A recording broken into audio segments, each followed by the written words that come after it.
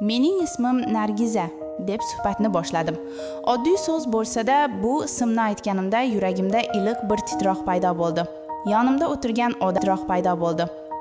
o'tirgan odam otam qatori. Yoshi katta, muloyim va sokin edi. U ko'zlari bilan menga qarab jilmaydi. Go'yo ismimni eshitib, o'ziga yaqin bir insonni topgandek. Avvaliga suhbatimiz oddiy edi. Ob-havo, qishloq ishlari, yoshlik xotiralari, lekin gap chuqurlashgan sari uning ovozidagi samimiyat va ko'zlaridagi sokinlik meni o'ziga torta boshladi. Har bir so'zi hayotiy tajriba bilan to'la edi. Go'yo otamning nasihatlarini eshitayotgandek bo'ldim. Men tingladim, savol berdim, kuldim. Shu suhbat davomida yuragimda kutilmagan bir tuyg'u paydo bo'ldi.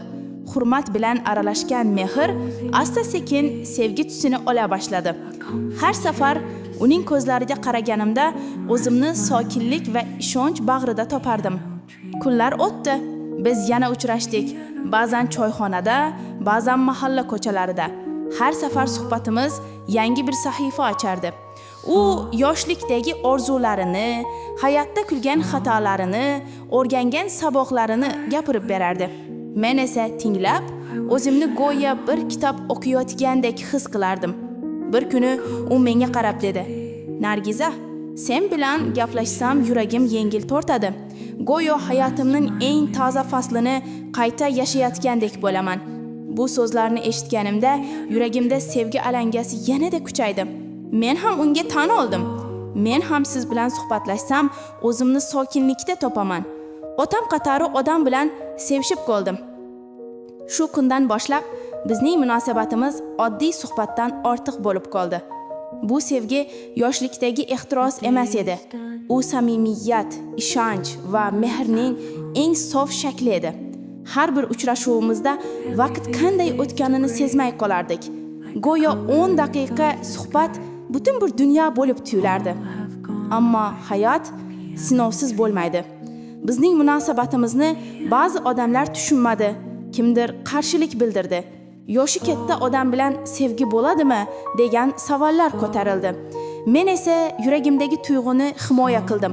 Chunki bu sevgi samimiyatdan tug'ilgan, mehrdan o'sib chiqqan, ishonch bilan mustahkamlangan edi.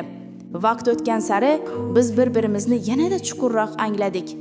U menga sabrni, hayotning og'ir kunlarida qanday bardosh berishni o'rgatdi. Men esa unga quvonch, yangi hayot nafasi olib kirdim.